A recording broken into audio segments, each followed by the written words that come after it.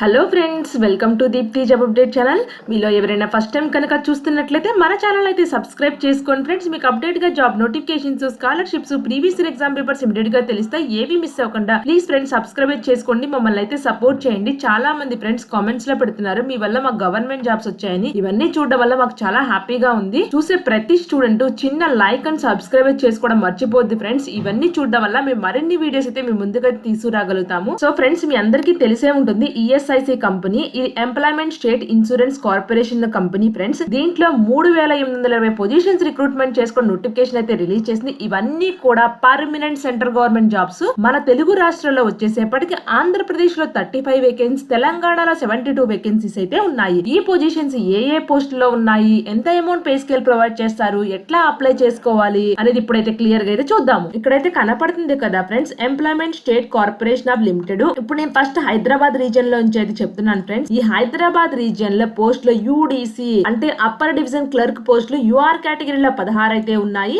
SC కేటగిరీలో 1, OBC కేటగిరీలో 6, EWC కేటగిరీలో 2 అయితే ఉన్నాయి. టోటలీ 25 వేకెన్సీస్ అయితే ఉన్నాయి. స్టెనోగ్రాఫర్ అయితే 3 వేకెన్సీస్ అయితే ఉన్నాయి ఫ్రెండ్స్. ఓబీసీ కేటగిరీలో 1 అయితే ఉంది. టోటల్లీ 4 వేకెన్సీస్ అయితే ఉన్నాయి. ఎంటీఎస్ మల్టీ టాస్కింగ్ స్టాఫ్ పోస్టులు అయితే యూఆర్ కేటగిరీలో 22, ఎస్సీ కేటగిరీలో 5, ఓబీసీ కేటగిరీలో 12, ఈడబ్ల్యూసీ కేటగిరీలో 4 అయితే ఉన్నాయి. టోటల్లీ 43 వేకెన్సీస్ అయితే ఉన్నాయి. మీకు తెలంగాణ రీజన్ వచ్చేసేపటికి అంటే యూడీసీ కేటగిరీలో 25 వేకెన్సీస్, స్టెనో కేటగిరీలో 4 vacancies, MTS multi tasking staff కేటగిరీలో అయితే 43 వేకెన్సీస్ అయితే ఉన్నాయి.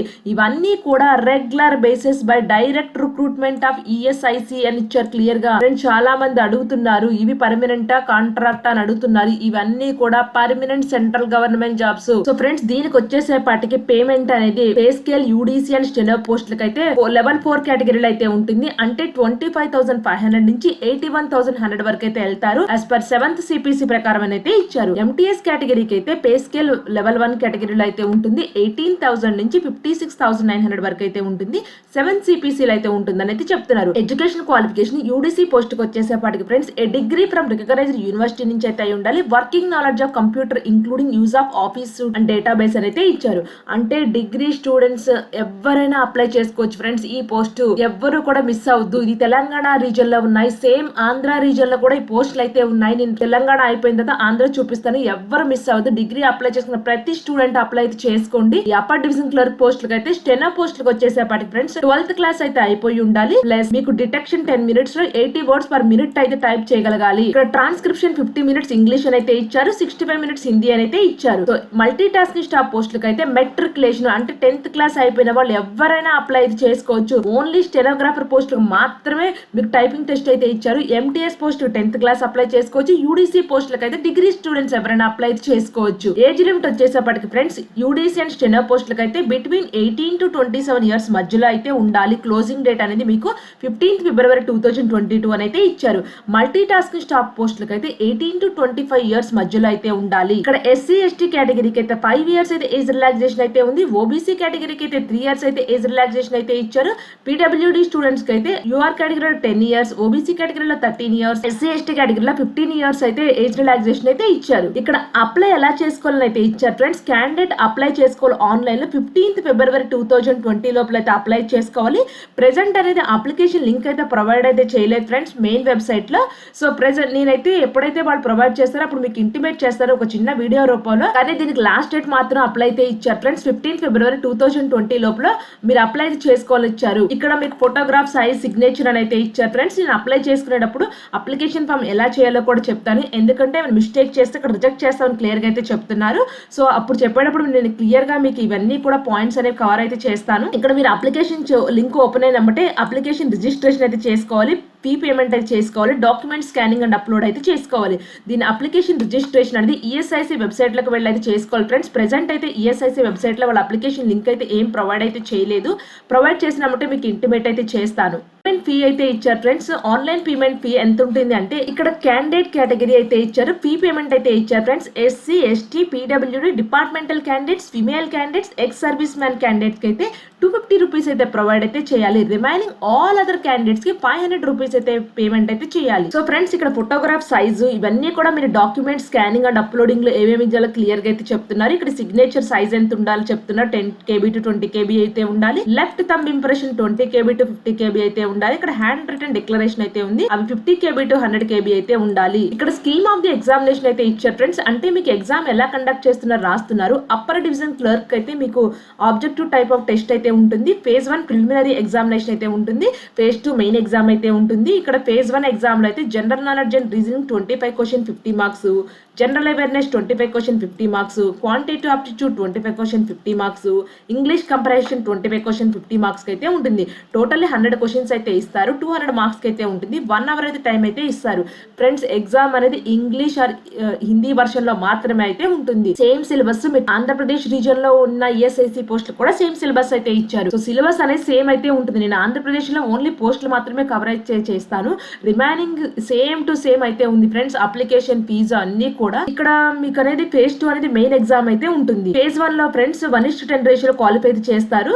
సో వాళ్ళని phase 2 ఎగ్జామ్ కి అయితే ఎలా అయితే చేస్తారు. phase 2 అనేది మెయిన్ ఎగ్జామ్ అయితే ఉంటుంది. General knowledge and intelligence reasoning 50 question 50 marks, general awareness 50 question 50 marks, quantitative aptitude 50 question 50 marks, English comprehension 50 marks, 50 question 50 marks అయితే ఉంటుంది. టోటల్లీ 200 క్వశ్చన్స్ 200 మార్క్స్ అయితే ఉంటుంది. 2 అవర్స్ అయితే టైం అయితే ఇస్తారు. దీనిలో కూడా హిందీ అండ్ ఇంగ్లీష్ వర్షన్ లో మాత్రమే ఎగ్జామ్ అయితే ఉంటుంది. ఇక్కడైతే ఇచ్చారు ఫ్రెండ్స్. ఈచ్ రాంగ్ ఆన్సర్ కి there will be negative marking for 1/4 of marking clear గా అయితే ఇచ్చారు. సో phase 2 లో 1:5 రేషియోలో అయితే సెలెక్ట్ అయితే చేస్తారు ఫ్రెండ్స్. అంటే phase 1 లో సెలెక్ట్ అయిన స్టూడెంట్స్ phase 2 ఎగ్జామ్ అయితే రాయాలి. phase 2 లో సెలెక్ట్ అయిన స్టూడెంట్స్ కంప్యూటర్ స్కిల్ టెస్ట్ అయితే ఉంటుంది.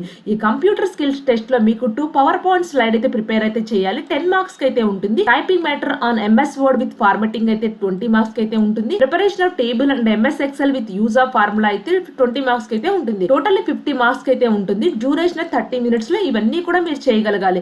అంటే ఇప్పుడు ఎవరైనా ఇంట్రెస్ట్ ఉన్న వాళ్ళు ఇప్పటి నుంచే ప్రాక్టీస్ చేసుకోండి ఫ్రెండ్స్. ఎవరైనా స్లైడ్స్ ప్రిపేర్ చేయడం రాకపోయినా, MS వర్డ్ లో టైపింగ్ చేయకపోయినా ఇవన్నీ ఒకసారి చూసుకోండి. నెక్స్ట్ వచ్చేసేపటికి ఫ్రెండ్స్ స్టెనోగ్రాఫర్ లో phase 1 మెయిన్ ఎగ్జామ్ అయితే ఉంటుంది. వీళ్ళకి English language and comprehension 100 questions 100 marks, reasoning ability 50 question 50 marks, general awareness 50 question 50 marks అయితే ఉంటుంది. డ్యూరేషన్ అనేది 70 మినిట్స్ అయితే ఇస్తారు. రీజనింగ్ అబిలిటీ 35 మినిట్స్ అయితే టైం అయితే ఉంటుంది. జనరల్ అవేర్నెస్ 25 మినిట్స్ అయితే ఉంటుంది. ఇంగ్లీష్ అండ్ హిందీలో మాత్రమే ఎగ్జామ్ పేపర్ అయితే ఉంటుంది. phase 2 అనేది స్కిల్ టెస్ట్ అండ్ స్టెనోగ్రఫీలో అయితే ఇచ్చారు ఫ్రెండ్స్. phase 1 లో అయితే 1:10 లో సెలెక్ట్ అయితే చేస్తారు. ఇక్కడ కూడా ఫ్రెండ్స్ phase 1 ఎగ్జామ్ లో నెగటివ్ మార్క్ అయితే ఉంటుంది. 1/4 అని క్లియర్ గా అయితే చెప్తున్నారు. ఒకవేళ phase 1 లో క్వాలిఫై అయిన వాళ్ళు phase 2 skill test and stenography test అయితే రాయాల్సి అయితే ఉంటుంది.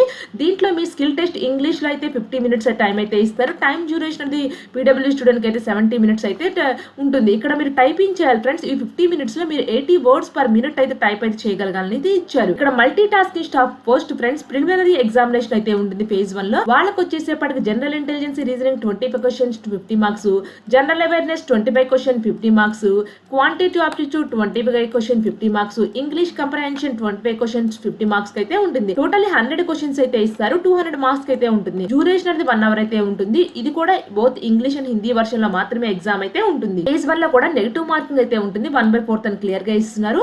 phase 1 లో 1:10 రేషియోలో అయితే సెలెక్ట్ అయితే చేస్తారు. సో దీనికి phase 1 లో క్వాలిఫై అయిన వాళ్ళకి phase 2 అయితే మెయిన్ ఎగ్జామ్ అయితే ఉంటుంది.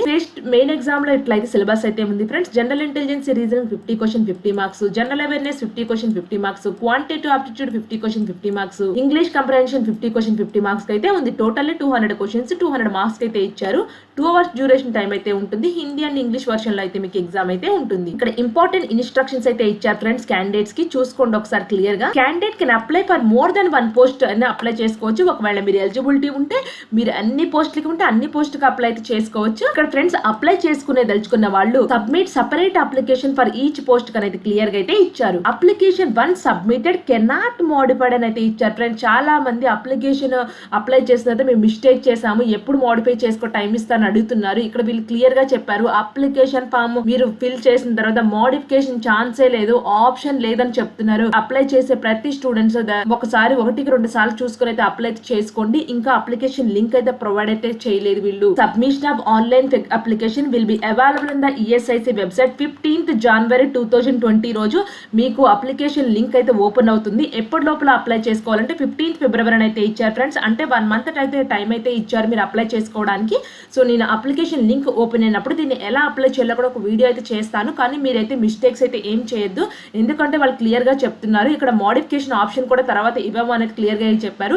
ఇవన్నీ కూడా పర్మనెంట్ సెంట్రల్ గవర్నమెంట్ జాబ్స్ కాబట్టి 1-2 సార్లు చూసుకొని అయితే అప్లై చేసుకోండి. సో ఫ్రెండ్స్, ఇదైతే మనం హైదరాబాద్ రీజియన్ లో ఉన్న ఈఎస్ఐసీల పోస్టులు అయితే చూసుకున్నాం కదా. ఇప్పుడు ఆంధ్ర రీజియన్ లో ఈఎస్ఐసి పోస్టులు కూడా ఒకసారి అయితే చూసుకుందాము. ఇక్కడ కనపడుతుంది కదా ఫ్రెండ్స్, విజయవాడ అని అయితే ఇచ్చారు. యూడీసీ కేటగిరీలో అయితే 3 పోస్టులు అయితే ఉన్నాయి. యూడీసీ అంటే అప్పర్ డివిజన్ క్లర్క్ అని ఇందా చెప్పాను కదా. టోటలీ 7 వేకెన్సీస్ అయితే ఉన్నాయి. స్టెనోగ్రాఫర్ లో అయితే 2 వేకెన్సీస్ యూఆర్ కేటగిరీలో అయితే ఉన్నాయి. టోటల్ 2 పోస్టులు అయితే ఉన్నాయి. ఎంటీఎస్ అయితే 10 పోస్టులు అయితే ఉన్నాయి ఫ్రెండ్స్. ఇక్కడ ఎంటీఎస్ అయితే 10 పోస్టులు యూఆర్ కేటగిరీలో అయితే ఉన్నాయి. ఎస్సీ కేటగిరీలో 4, ఎస్టీ కేటగిరీలో 2, ఓబీసీ కేటగిరీలో 7, ఈడబ్ల్యూసీ కేటగిరీలో 3 అయితే ఉన్నాయి. టోటల్ 26 వేకెన్సీస్ అయితే ఉన్నాయి. అంటే యూడీసీ కేటగిరీలో 7 వేకెన్సీస్, స్టెనోగ్రాఫర్ లో 2 వేకెన్సీస్, ఎంటీఎస్ కేటగిరీలో 26 వేకెన్సీస్ అయితే ఉన్నాయి. సో ఇక్కడ కూడా friends regular basis by direct recruitment ESIC అని అయితే. సో ఫ్రెండ్స్, నేను ఇందాక మీకు పేమెంట్ ఎంత ఉంటుందో కూడా క్లియర్ గా చెప్పాను. నోటిఫికేషన్ అంతా సేమ్ ఫ్రెండ్స్.